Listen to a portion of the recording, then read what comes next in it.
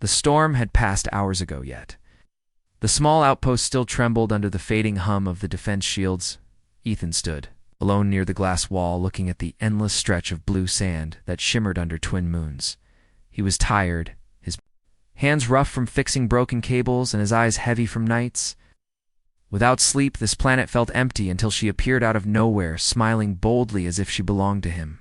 He did not hear the doors open, but felt the shift in air she stepped. In light and quiet, her skin had a soft silver tone. Her hair fell like a wave of ink across her shoulders. She looked around the outpost with calm eyes that seemed to know. More than she should. Ethan froze, unsure if she was human or something else. She spoke first, her voice steady and low. "You fixed the shield, it saved us all." Ethan stared, not sure what she meant.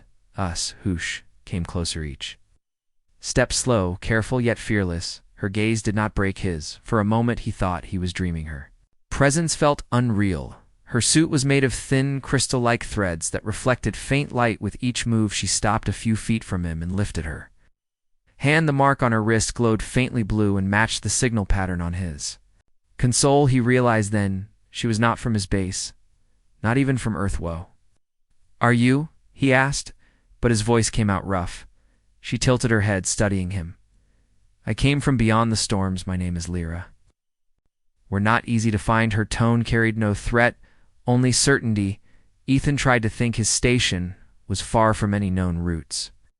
No distress beacons had been active, yet she had come straight to him. How she knew where to look. Lokler moved closer, until he could see her eyes clear, a mix of silver and faint gold. Like sunlight through fog, she seemed both fragile and strong. He noticed she was hurt, a thin cut across her side, glowing faint blue. She hid it well, but he could see her breathing slow. "An uneven sit-down," he said. She hesitated, then obeyed. He opened the medkit and started to clean the wound. Her skin was warm, not cold like metal. She flinched slightly when the liquid touched her skin. "It reacts," she said softly. "It knows you." Ethan looked up confused. "What does the medicine?" She smiled faintly. "No." Your touche felt his heart pound faster. He did not understand her words. Yet something in the air changed. Her gaze softened, like she had known him before. Maybe she did in some way. The human signal she mentioned, maybe it was not random. Maybe it was his work that had reached her a week ago.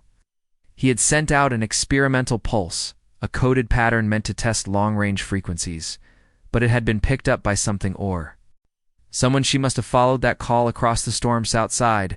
The wind howled again. The sand lifted in swirls around the dome. The lights flickered for a second. Lyra looked toward the horizon. "They are still searching," she said. Her tone dropped. "Lo, who was searching?" Ethan asked. She did not answer right away. Then she whispered, "My kind, the fleet. They want to erase what I found." He frowned. "What did you find?"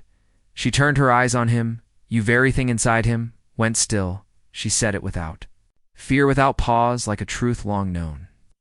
He could not speak for a moment. She reached for the console and touched the main screen. Her handprint triggered a hidden layer of data streams, unknown to him. Ancient symbols and maps glowed in the dim light. She looked at him again. "Your planet is not what you think it is. Your people came from the stars long ago." Ethan felt his breath stop. "You mean Earth?" She nodded. "We were told you were lost. We came to find what remained. But when I found you, they ordered me to return empty-handed." I refused. Stared at her words, sinking deep into his mind. She risked everything to come here. The fleet wanted silence. She wanted truth. She leaned back, slightly tired, the wound glowing softer now. He sat beside her. The silence between them felt alive, full of questions he could not ask and answers she could not say. She looked at him again. "You have a choice, human. Stay hidden, and they will destroy this world, or come with me and show them what humanity." Still, Ish could not think, only feel. Her words echoed like thunder. He had dreamed of leaving this place, of seeing beyond, but now it was not a dream. It was an invitation. He looked at her and said, "What happens if I go with you?" She smiled again. That same bold smile that started everything.